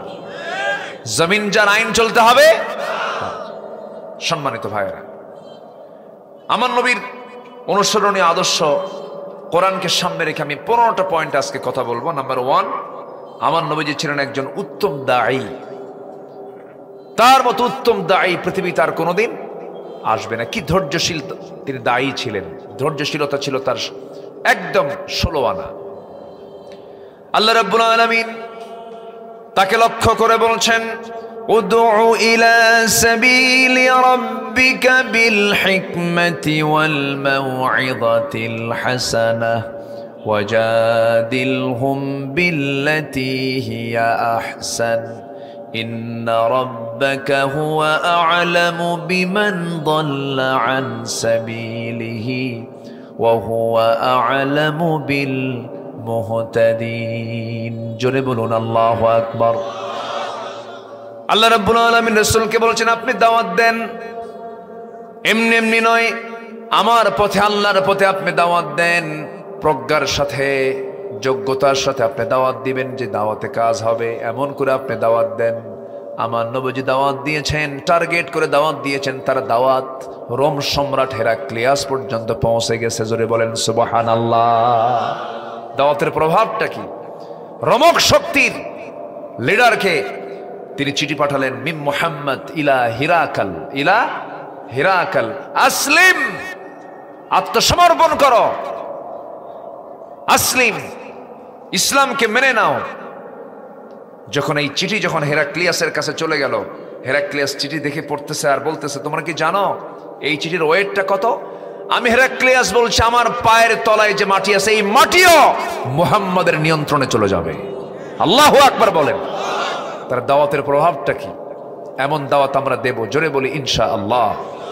একটু ওঠা শুরু হয়েছে কিছু লোকের, আমি নাও করব না, কারণ অনেক রাত তো হয়েছে। আমি কি শেষ করে দেব? আমি কি শেষ করে দেব? আলোচনা চালাই, জোরে বলি ইনশাআল্লাহ। আমার বন্ধুগণ, দাওয়াতি কাজ করতে হবে। এখন আমাদের সবচেয়ে বড় কাজ হলো সবার কাছে কাছে সত্যটাকে পৌঁছায় দিতে হবে। মিডিয়াকে কাজে লাগাতে হবে, প্রযুক্তিকে কাজে লাগাতে হবে। সবার মুখ থেকে একটা আওয়াজ বের করতে হবে, সব আইন ছাড়ো, কার আইন ধরো। সব আইন ছাড়ো, কার আইন ধরো। এই ছেলে, ও আব্বু বসো বসো। হ্যাঁ, দিব দিব দিব, বসো আব্বা, বসো। আচ্ছা, ও যে কি কয়, হ্যাঁ আব্বু বসো। বলে যে কিচ্ছু দিতা না, তাই না? ওর চিন্তা যতটুকু, ওরাই তো আমাদের চাইতে অনেক প্লাসে আছে, ওদের কোনো হিসাবও নাই, জানেন? আল্লাহ পরিবারে দেন। আমি তাদেরকে বলবো, এই অটিস্টিক বাচ্চাদেরকে কখনো ধমক দিবেন না, এটা কি বিপদ মনে করবেন না, এটা নিয়ামত। আলহামদুলিল্লাহ বলেন। কার সৃষ্টি? কার সৃষ্টি এটা বলেন? কে সৃষ্টি করেছেন? অবজ্ঞার চোখে দেখবেন না, কোনো পাগলকে খাটো করবেন না, কোন প্রতিবন্ধীকে হেউ চোখে তাকাবেন না। সব কার গোলাম? আসতে বলবেন না, কার গোলাম? অনেক বাপ মা আছে রাগ কইরা কয় মরেও না, বলে কিন্তু বলে না, মার তো কষ্ট হয়, কিন্তু না, আল্লাহ তাআলা নিয়ামত, আল্লাহ তাআলা যে পরিবারকে দেন এটাকে নিয়ামত মনে করেই দেন। কখনো মন খারাপ করবো না আমরা, জোরে বলি ইনশাআল্লাহ। ওকে যেতে দেন, ও যাক, কিন্তু ক্যামেরা যে কি করবে আল্লাহ জানে। একটু ধরেন না, ওকে একটু ধরে একটু নিয়ে যান, হ্যাঁ একটু পার করে দেন না। জি জি, যাক, আমার দিকে তাকান। এখন সবার নজর তো ওই দিকে, এই জন্য আমি কথা বলতে পারতেছি না। হ্যাঁ, ও যাক, এখন আমার দিকে। সেই দিন এরকম অসুস্থ এক লোক, ধরেন 20-25 বছর বয়স হবে, কেমনে যে মঞ্চ উঠে এসে আমার এখানে ফাঁকা চেয়ার ছিল বসে গেছে। দেখছেন কিনা জানি না, অনেকেই দেখছেন। দেখে বসে আছে। আমি ভাবতেছি কে যেন এসে আমার সঙ্গে মোসাফা করবো, মোসাফা করে বসা ওয়াজ শুনতেছে। কিছুক্ষণ পর দেখি ও দিনের চশমা রাতে পড়ছে, দিনের যে সানগ্লাস গুলো থাকে কালো, ও চশমা পড়তেছে। সবাই দেখে হাসে, আমি তাকে দেখি যে ও অভিনয় শুরু করছে। তো বললাম, তো জনগণ তো এখন সব নজর তোমার দিকে আছে, বসো। বসায় দিলাম। ওদেরকে কখনো ধমক দেওয়া যাবে না, ঠিক আছে? যেখানেই থাকুক না কেন, আমরা ওদেরকে অত্যন্ত স্নেহের পরশে আমরা দেখব। আল্লাহ কবুল করুন, জোরে বলি আল্লাহুম্মা আমিন। সম্মানিত ভাইয়েরা, দাওয়াত দেব আমরা শুধু দিনে না রাতেও? বলেন বলেন বলেন। ইন্নী দাউতু কওমি লাইলাও ওয়া নাহারা। আমার নবীজির দাওয়াত ছিল সার্বজনীন দাওয়াত। আমার দিকে তাকাবেন, আমার নবীজি বেছে বেছে দাওয়াত দেন নাই। আমার নবীজি দাওয়াত দিয়েছেন যে লোকটা সবচেয়ে বেশি কষ্ট দিয়েছে তাকে বেশি দাওয়াত দিয়েছেন। আমার নবীজির দাওয়াতের পরিমাণ আবু জেহেলের কাছে ছিল কম না সবচাইতে বেশি? গিয়ে বলেছেন, চাচা আপনি ইসলাম কবুল করেন। বারবার বলেছেন, বারবার চেষ্টা করেছেন, বারবার তাকে অনুরোধ করেছেন। আবু জেহেলও বুঝতো মুহাম্মদ সত্য নবী, কারণ আবু জেহেল তো বোকা না। আবু জেহেল ছিল চালাক, মেধাবী মানুষ ছিল। আবু জেহেল এত বড় মেধাবী ছিল যে আবু জেহেল কোন গোত্রের কোন উট, এই উটটা কোন গোত্রে হতে পারে তার পায়খানা দেখে বলতে পারত। এরপরে উটের চিহ্ন দেখে, পায়ের চিহ্ন দেখে বলতে পারতো এটা কোন গোত্রের উট। মানুষের পদচিহ্ন দেখে বলতে পারতো এটা কোন গোত্র থেকে এসেছে, এই পদচিহ্নটা কোন গোত্রের মানুষদের হতে পারে। কি মেধা ছিল! এত বড় মেধাবী আবু জেহেল। শুধুমাত্র আবুল হাকাম থেকে আবু জেহেল হওয়ার মূল কারণ হলো সব বুঝেছে আবু জেহেল, কিন্তু বুঝে নাই কি বুঝে নাই? বুঝেছে কিন্তু বুঝে নাই। কোরআন শুনতো গোটা রাত ধরে, কি গোটা রাত ধরে কোরআন শুনতো আর বলতো, নেতাদেরকে বলতে, শোনো আমি কিন্তু কোরআন বুঝি, এই কোরআন যদি মানুষ গ্রহণ করে আমি আবু জেহেল, আমার চেয়ার থাকবে না, অতএব কোরআন শোনা বন্ধ করো। যারা এই 16 বছরে যারা কোরআন শোনাকে বন্ধ করে ষড়যন্ত্র করেছে, ওরা সবগুলো আবু জেহেলদের প্রেতাত্মা। অনেক কিছু করেছে তারা।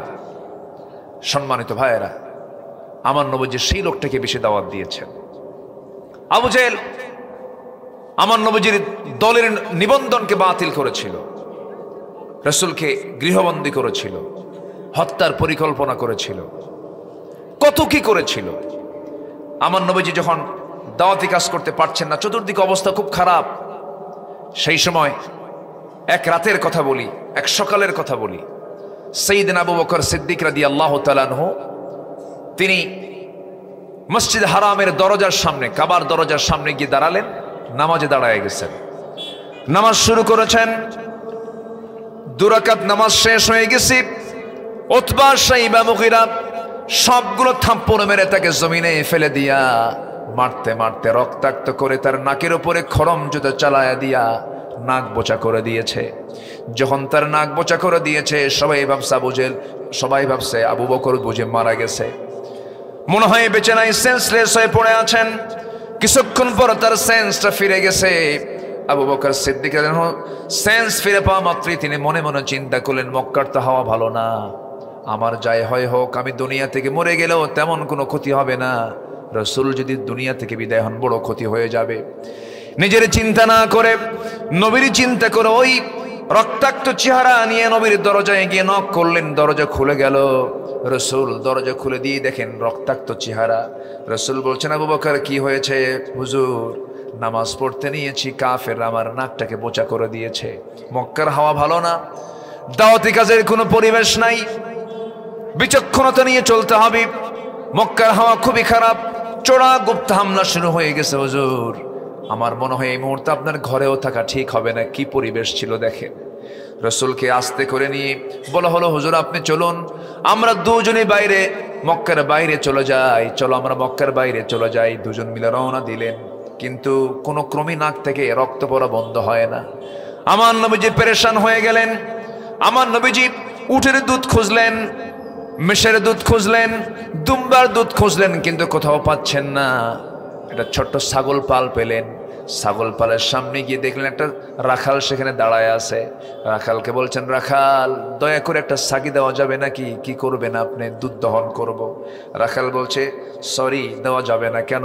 এই ছাগলগুলোর মালিক তো আমি নই, আমি আপনাকে দিলে পরে আমানতের খেয়ানত হয়ে যাবে। নবীজি মুস্কি মুস্কি হাসি মেরে বলে, আহারে, এই মরু অঞ্চলের একটা রাখালের মধ্যে ইমান নাই, কিন্তু ইমানের গুণটা আছে। আর আমাদের ইমান আছে, কিন্তু ইমানের গুণ নাই। আমার নবীজি খুবই খুশি হলেন।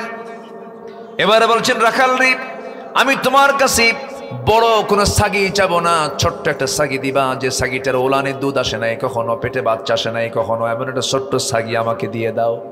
রাখাল মুস্কি মুস্কি হাসি মারে আর মনে মনে চিন্তা করে, ছোট্ট ছাগিতে কি করবে লোকটা, কি তার উদ্দেশ্য, দেখি দিয়ে দেখি। ছোট্ট একটা ছাগি যখন নবীর হাতে পড়লো, নবীর হাতের বরকত দিয়েছেন কে?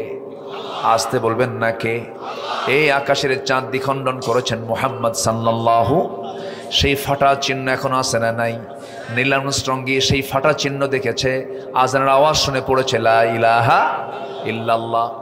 আমার বন্ধুগণ, সেই হাতের বরকতে হাতে যখন ছাগিটা পড়ে গেছে, আমার নবীজি ছাগিটা 2 পায়ের মাঝখানে নিয়ে নিলেন, কোলের মধ্যে নিয়ে ছাগিটার পেছন দিকের 2 পায়ের ঠিক মাঝখান বরাবর ওলানে হাত রাখলেন, বিসমিল্লাহ বলে ফু দিলেন। গোটা ওলানটা দুধে ভরপুর হয়ে গেছে। আমার নবীজি বলছেন, রাখাল কি চিন্তা করো, বাটি নিয়ে আসো। একটা বাটি নিয়ে আসো। বাটি নিয়ে আসা হলো। সেই বাটিটা আমার নবীজি হাতের মধ্যে নিয়ে আমার নবীজি দুধ দহন করছেন। দুধ দহনে আমার নবীজি খুব এক্সপার্ট ছিলেন, কারণ তিনি ছিলেন রাখাল। কি ছিলেন? রাখাল মুহাম্মদ সাল্লাল্লাহু আলাইহি ওয়াসাল্লাম। দুধ দহন করতে করতে যখন বাটি ভরে গেছে, বাটিটা ভরে নিয়ে রাসূল মুস্কি হাসি মেরে বলছেন, আবু বকর, মার খাইছো, এখন বরকত খাও। জোরে খান সুবহানাল্লাহ। কি খাইছো? মার খাইছো, এখন বরকতের পানি, বরকতের দুধ পান করো। তৃপ্তি ভরে পান করা শুরু করলেন। এত পরিমাণ খেলেন, পেটের চামড়া টাইট হয়ে গেছে। পেটের চামড়া টাইট হয়ে এত পরিমাণ তিনি দুধ পান করেছেন। বলছেন, হুজুর জীবনে এত দুধ কখনো পান করি নাই, কিন্তু হুজুর দুধ তো খাইলাম, কিন্তু বাটির তো দুধ কমে না, এক চুল পরিমাণ কমলো না। রাসূল বলছেন, ও আমার আবু বকর, তুমি কমাতে পারবে না, রাখালকে দিয়ে দাও। রাখালকে দেওয়া হলো। আমার নবীজি বিসমিল্লাহ বলে দিলেন, সেও খায়, দুধ কমে না। রাসূল বলছেন, আরো কিছু বান্দা থাকলে কেউ দুধ কমাতে পারবে না যতক্ষণ না আমি আমার ঠোঁট এই পাত্রে না লাগাবো। জোরে বলি সুবহানাল্লাহ। আমার নবীজি আগে খেতেন না খাওয়াতেন? আসতে কয়, খেতেন না খাওয়াতেন? আমাদের বৈশিষ্ট্য কি হওয়া উচিত? আগে খাওয়ায় দেব। এমনকি বাড়ির বউ পর্যন্ত রাসূল আগে খাওয়ায় দিতেন। জোরে বলেন সুবহানাল্লাহ। আম্মা জান আয়েশা বলেন, রাসূলকে আমি কখনো আগে খাওয়াতে পারিনি। দুধ নিয়ে গেছে, উটের দুধ, নবীজির প্রিয় খাবার ছিল দুধ। যখন বলা হতো হুজুর আপনি খান, রাসূল মুস্কি মুস্কি হাসি মেরে বলতেন, আয়েশা তুমি আগে খাও, এরপর আমি খাবো। জোর করে আমার দিকে গ্লাস লাগায় দিতেন। আমি যখন গ্লাসের ঠোঁট লাগাতাম, নবীজি মাথা একটু নিচু করে দেখতেন আমি আয়েশা কোন দিকে, আমি গ্লাসের কোন জায়গায় আমি ঠোঁট লাগাইছি। আমার নবীজি মার্কিং করতেন। এরপরে বলতেন, আয়েশা কিছু দুধ আছে নাকি? হ্যাঁ হুজুর আছে, এই যে খান। আমি যেখানে ঠোঁট লাগাতাম, আমার নবীজি সেই জায়গায় ঠোঁট লাগায়া বাকি দুধ পান করে নিতেন। জোরে বলি সুবহানাল্লাহ। ইসলামে প্রেম আছে না নাই? বিয়ার আগে না বিয়ার পরে? কিন্তু এখন প্রেম শুরু হয় কখন? বিয়ার আগে। বিয়ার আগে প্রেম টেম কইরা শেষ, বিয়ার পরে কিলাকিলি আর ঘুষাঘুষি। আমার নবীজি, আম্মা জান আয়েশা বলেন, উটের গোশতগুলো নবীর কাছে ভুনা করে দিতাম, ছাগলের গোশতগুলো ভুনা করে দিতাম, হুজুর খান। আমার নবীজি প্লেটটা ঠেলে দিয়ে বলতেন, আয়েশা তুমি রাঁধছো, তুমি আগে খাও, এরপর আমি খাবো। গোশতগুলো খেয়ে আমি যখন হাড়গুলো রাখতাম, আমার নবীজি আমার চুষে খাওয়া হাড়গুলো নবীজি হাতের মধ্যে নিয়ে চুষে চুষে সেই হাড়গুলো খেতেন, আর আমার দিকে চেয়ে চেয়ে মুস্কি মুস্কি হাসি মারতেন। সুবহানাল্লাহ বলবেন না? বিশ্বনবীর বিশ্বমানের চরিত্র। আমার নবীজি সবাইকে আগে খাওয়ায়া দিতেন। এখানে যারা বিয়ে করেছেন এই সুন্নত আদায় করবেন সারা জীবন। আমার দেশের মায়েরা স্বামীদেরকে কিন্তু মোহাব্বত করে। বড় বড় মাছের কাল্লাগুলো কে খায়? কে? স্বামীকে খাওয়ায় দেয়। স্বামী আমার কল্লাটা খায়। আজকের থেকে অন্তত একটা দিন বলবেন যে তুমি আগে খাও। আমার মায়েরা খুব খুশি, হুজুর দারুণ কথা কইছেন, জীবনেতে মাছের কল্লা জোটে নাই, দেখি সামনে ভবিষ্যতে কিছু জোটে।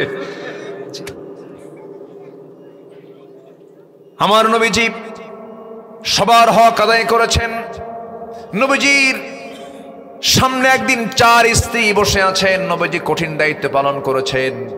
বিয়েটাতে একটাই উত্তম। বিয়ে কয়টা উত্তম? একটাই উত্তম। বিয়ে একটারই পক্ষে, ইসলাম একটারই পক্ষে। ফাওয়াহিদাতান, একটাই করো তোমরা। ভুল বুঝে মানুষ বিভিন্ন ফতুয়া মারে। একটাই উত্তম। একটাই কি উত্তম।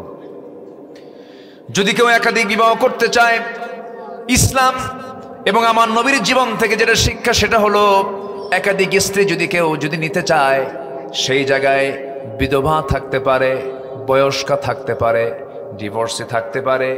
কোনো একটা প্রয়োজনে এমনটা যদি হয়ে যায় সেটা ভিন্ন কথা। আমার বন্ধুগণ, কিন্তু মাঝে মাঝে স্বামীরা বউকে হুমকি মারে, বিয়ে কিন্তু আরেকটা করু। আছে না নাই বলেন তো? আছে না নাই? এই হুমকি থামকি মারা যাবে না। আমার নবীজি কঠিনটার দেখেন কি হক আদায় করেছেন। 4 স্ত্রীর সামনে বসা, 4 জনই গন্ডগোল শুরু করে দিয়েছে। সবাই বলছে, সে হুজুর আপনি সত্যি করে বলুন তো আপনি কোন স্ত্রীকে বেশি ভালোবাসেন?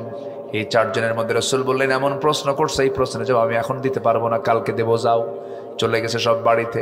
নবীজি রাত যখন হয়ে গেছে অন্ধকার, নবীজি 8টা খেজুর হাতের মধ্যে নিলেন, 2টা করে প্যাকেট করলেন।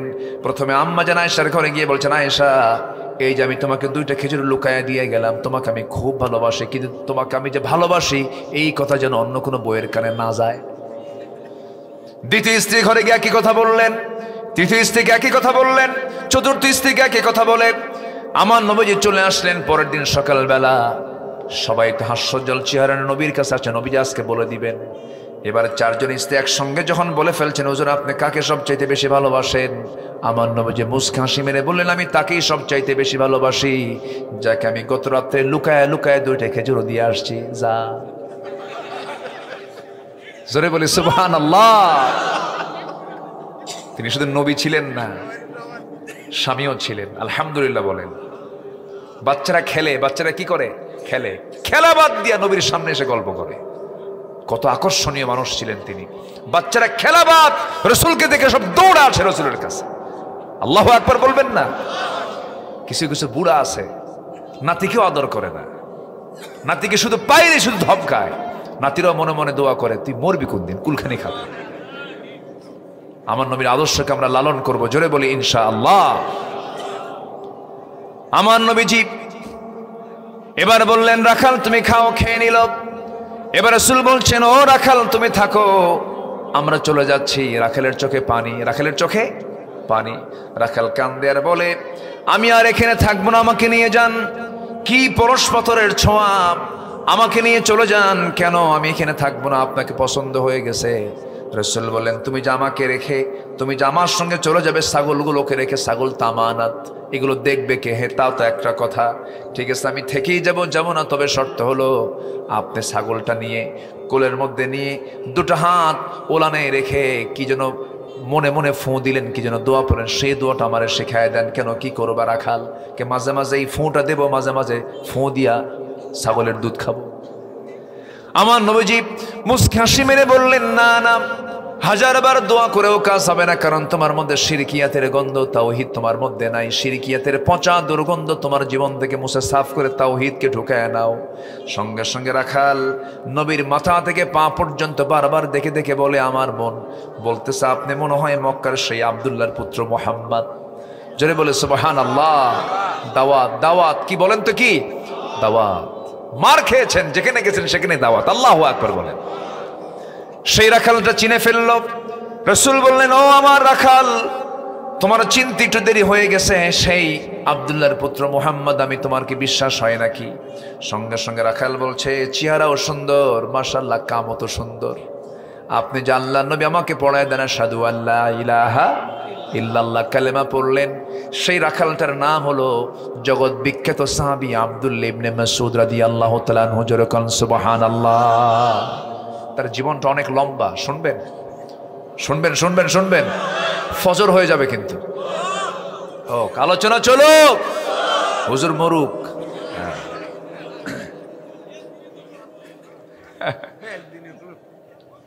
খুব সুন্দর মানুষ আপনারা, এত সুন্দর একটা টান মারে না?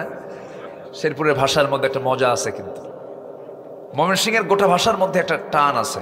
মধ্যে তোবাইনা, মধ্যে মুনফাসিল, মধ্যে মুত্তাসিল। ভাত খাইছন নাকি বলেন, একটা টান মারেন না? যাইবাইন, খাইবাইন, সামনে সিফলা রাস্তা, সাফর না কেরে, এরকম টান মারেন। খুব মজা আছে।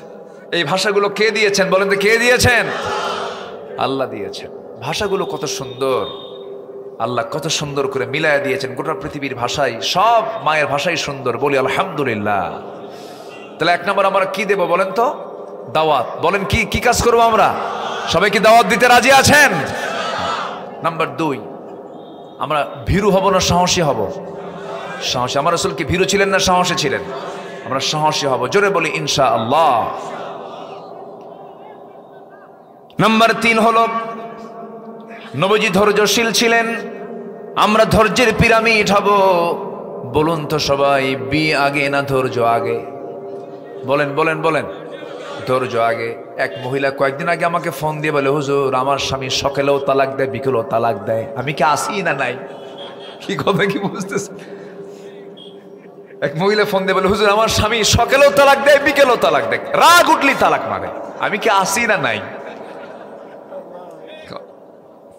এই জন্য বললাম, বিয়ে আগে না ধৈর্য আগে? ধৈর্য আগে। ধৈর্য ছাড়া কিছুই হয় না। এই যে বসে আছেন, এটা কি ধৈর্য না? অনেকে পারতেছে না, পারলাম না, চলে গেলাম, একটু ধৈর্যের কমতি হয়ে গেল। সব জায়গায় ধৈর্য লাগে, ধৈর্য ছাড়া কোনো কিছু অর্জন করা যায় না। কি ধৈর্য এই ছাত্ররা অর্জন করতে পেরেছে। ওদের কথা একটাই ছিল, জান দেব, রক্ত দেব, জুলুম মুক্ত দেশ গড়ব। ধৈর্য, সাহস রাসূল থেকে আমরা শিক্ষা নেব, জোরে বলি ইনশাআল্লাহ। নাম্বার 4 হলো পরিবারের প্রতি দায়িত্বশীল ছিলেন আমার রাসূল। পরিবারের প্রতি আমরা দায়িত্বশীল হব। বউকে সময় দেব, সন্তানদেরকে সময় দেব। আমার নবীজি স্ত্রীদেরকে পর্যাপ্ত সময় দিয়েছেন। আমার নবীজি এমনকি যুদ্ধেও তিনি একা যান নাই, বউকে সাথে নিয়ে চলে গেছেন। বউ হলো ইমানের অর্ধেক। স্ত্রীকে সাথে নিবেন, নজরও কখনো নষ্ট হবে না, নজর অন্যদিকে যাবে না। ধরেন আপনি ইজি বাইকে চড়েছেন, ইজি বাইক কয় না কি কয়, অটোতে চড়েছেন আপনি, আবার এটাকে বলে হলো কক্সবাজারের দিকে হলো টমটম, আর কোথায় যেন বলে হেলিকপ্টার। হ্যাঁ, কখন কোথায় কি নাম হয় এটা বোঝা মুশকিল। আচ্ছা, আপনি চড়ছেন, বউ আপনার সাথে আছে, আপনিও চড়েছেন, সেখানে আরেকটা অর্ধলগ্ন কোন একটা মহিলা হয়তো বা, আমার দেশে তো কালচার আছে এটা, চললো। হঠাৎ করে আপনি হয়তো বা অন্য খেয়ালে 20-25 সেকেন্ড ওই মহিলার দিকে চেয়ে আসেন, আর এই দৃশ্য যদি আপনার স্ত্রীর চোখে ধরা পড়ে, বলেন তো কি হতে পারে? বলেন কি হতে পারে? বলেন। বাইরে কিচ্ছু কবে না, চলো ঘুরে টুরে যাই আমরা। সন্ধ্যার পর হতে ডাকতেছেন, সুইটি, ঝর্ণা, ডাক দিছেন, সুইটি কয়ে, থাও তোমার ঝর্ণা সুইটি। তুমি ছায়া থাকো আরেক সুইটির দিকে, আমি তোমার কিসের সুইটি? এটা হচ্ছে স্ত্রী। স্ত্রীর পাশে রাখবেন, নিরাপদ। রসুল হজের মতো সফরে একবার হজ করেছেন, বউ ছাড়া না, বউ সহ। আমার মায়েরা আমার ওয়াজ শুনে আজকে খুব খুশি হয়েছে, হুজুর খালি বুড়া খালি একা হজে যায়, আমারে নেয় না। আমার নবীজি বড় বড় সফরে স্ত্রীকে সাথে নিয়ে চলে যেতেন। বলি আলহামদুলিল্লাহ, লাইফ পার্টনার তো সে। আমরা স্ত্রীকে সম্মান করবো, জোরে বলি ইনশাআল্লাহ। এই যারা বিয়ে করো না তারা কি করবা তোমরা? তো বিয়ে করার পরে সম্মান করতে হবে। সবাই ইনশাআল্লাহ তো বললা, ঠিক আছে, বিয়ের পরে কিন্তু।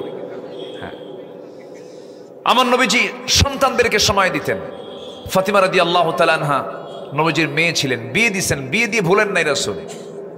আমার নবীজি বিয়ে দিয়া মেয়েকে পাঠায় দিয়ে বলেন, মা, স্বামীর ঘর করে খাও, স্বামীর বাড়ি চলে যাও, সামান্য কিছু হাদিয়া দিলাম, সামান্য কিছু গিফট করলাম, মা, মৃত্যুর দিন পর্যন্ত স্বামীর বিরুদ্ধে যেন একটা নালিশ আমার কানে না আসে। চলে যাও, স্বামীর ঘর করে খাও, স্বামীর বিরুদ্ধে কোনো রিপোর্ট করতে পারবা না। কিন্তু আজকের সমাজের মেয়ের বাপরা মেয়েকে বিয়ে দিয়া মেয়েকে বলে, যা স্বামীর ঘরে যা, কোনো কিছু হলে শুধু খবর দিবি, খাইয়া ফালামো একদম। কে আসে না নাই বলেন তো? আমার নবীজি একদিন তিনি দেখতেছেন ফাতিমা রাদিয়াল্লাহু তাআলা নবীর ঘরে এসে বসে বসে নামাজ পড়েন। রাসূল বলছেন, ফাতিমা বসে বসে নামাজ পড়ো কেন? তুমি তো যুবতী মেয়ে, তোমার জন্য বসে নামাজ পড়া ঠিক না। বলছেন, আব্বাজান, আমার পরনে যে জামাটা আছে, জামার পিছনে একটা ছেঁড়া অংশ আছে, নামাজ যদি আমি দাঁড়িয়ে দাঁড়িয়ে পড়ি, ছেঁড়া অংশটা আপনার দৃষ্টিগোচর হয়ে যাবে। আর আপনি যখন ছেঁড়া কাপড় আমার গায়ে দেখবেন, আপনি মনে মনে চিন্তা করবেন, আমার জামাই আলী আমার মেয়েকে কাপড়ে কষ্ট দেয়, এতটুকু দোষ আমার স্বামীর প্রকাশ পাক আমি চাই নাই, মনে করে বসে বসে নামাজ পড়ি। জোরে বলি সুবহানাল্লাহ। আমার নবীজি সেই মেয়েকে একদিন তার ঘরে এসে বসতে দেখলেন। বলছেন, আমার মেয়ে ফাতিমা বসে আছো কেন, কি বলতে চাও? তিনি বলছেন, আব্বাজান, স্বামীর সঙ্গে পরামর্শ করে আসছি। আমার স্বামী তো গরিব মানুষ, টাকা নাই, পয়সা নাই, ঘর নাই, বাড়ি নাই, ভাড়া বাড়িতে থাকি, আপনি তো রাষ্ট্রপ্রধান। দেখুন তো আব্বাজান, আপনার কাছ থেকে একটা খাদেম দেওয়া যায় নাকি, কাজের মানুষ দেওয়া যায় নাকি? হাসান হোসেন কিনা আমি একা পারি না। সঙ্গে সঙ্গে রাসূল বলছেন, মা, এইদিকে আসো। তোমার বাবা তার নিজের কাপড়টা নিজে ধৌত করে, নিজের ঘরটা নিজে ঝাড় দেয়, নিজের ঘরটা নিজে পরিষ্কার করে। তোমার পিতা মুহাম্মদ কোনো কাজের মানুষকে কাজে লাগায় না, নিজের কাজ নিজে সম্পন্ন করে। আমার মেয়ে ফাতিমা কিচ্ছু করার দরকার নাই, কাজের মানুষ লাগবে না। সকালবেলা সুবহানাল্লাহ 33 বার, আলহামদুলিল্লাহ 33 বার, আল্লাহু আকবার 34 বার বলবে, সকাল বিকাল। আমার আল্লাহ তোমার সমস্ত কাজের জিম্মাদারি হয়ে যাবেন। জোরে বলি সুবহানাল্লাহ। আমার বন্ধুগণ, আমার মায়েরা আছেন কিনা জানি না। নাম্বার 6 হলো আমানতদারিতা, নাম্বার 7 হলো ন্যায় বিচার। আমানতদারিতায় রাসূল ছিলেন 16 আনা। রাসূল নিজেই বলেছেন, যার আমানত ঠিক নাই তার ঈমান ঠিক নাই। নাম্বার 8 হলো ইতিম, নিকটাত্মীয় প্রতিবেশীর সঙ্গে সুন্দর আচরণ আমরা করব। জোরে বলি ইনশাআল্লাহ। যে ব্যক্তির প্রতিবেশী বলবে আমার ওই লোকটা ভালো, আল্লাহ বলবেন ওই বান্দা আমার ভালো। জোরে বলি সুবহানাল্লাহ। প্রতিবেশীর রাস্তা বন্ধ করে দেয় এমন লোক মনে শেরপুরে নাই? আছে আছে আছে। প্রতিবেশীর জন্য রাস্তা কি করে? বন্ধ করে, খোঁটা মারে। কি মারে? খোঁটা মারা আছে এলাকায়, খোঁটা মারা আছে, করা যাবে না।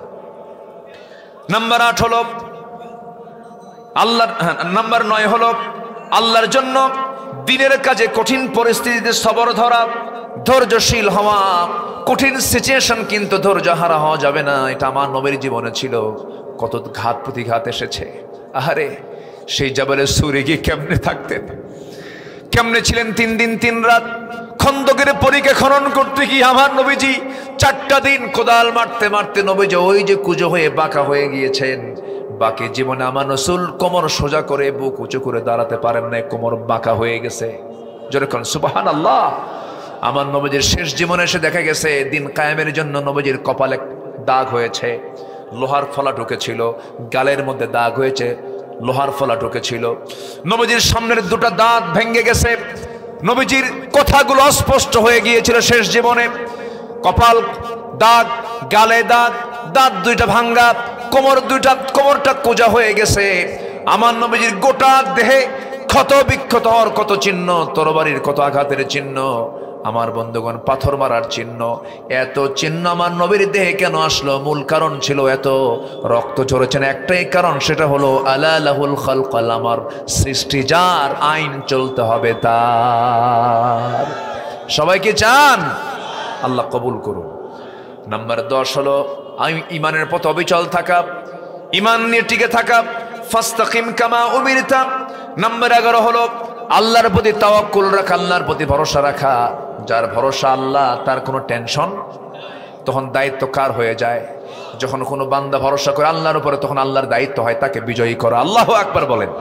আমাদের ভরসার স্থলকে বলেন, আমাদের ভরসার স্থলকে ওমান ইয়াতাওয়াক্কাল আলাল্লাহ ফাহুয়া হাসবুহ। নাম্বার 13 হলো বিনম্র স্বভাব, বিনয়ী আমরা হব। জোরে বলি ইনশাআল্লাহ। আমরা ক্ষিপ্র উগ্র হব, কোনো কাম হবে না। আমরা বিনয়ী হব। কেউ গালি দিল মুস্কি হাসি মেরে সেখান থেকে চলে আসবো, দরকার নাই। ওয়া ইবাদুর রহমানিল্লাযীনা ইয়ামশুনা আলাল আরদি হাওনা। নাম্বার 14 হলো কুফুরের প্রতি আমরা কঠোর হব। নাম্বার 15 হলো ইমানদারের সঙ্গে আমাদের রহম দিল খুব গভীর সম্পর্ক হবে। এই 15টা গুণ আল্লাহ পাক আদর্শ আমাদের লালন করার তৌফিক সবাইকে দান করুন। জোরে বলি আল্লাহুম্মা আমিন। অনেক কথা হয়েছে, যতটুকু হয়েছে আমরা বলে ফেলি আলহামদুলিল্লাহ।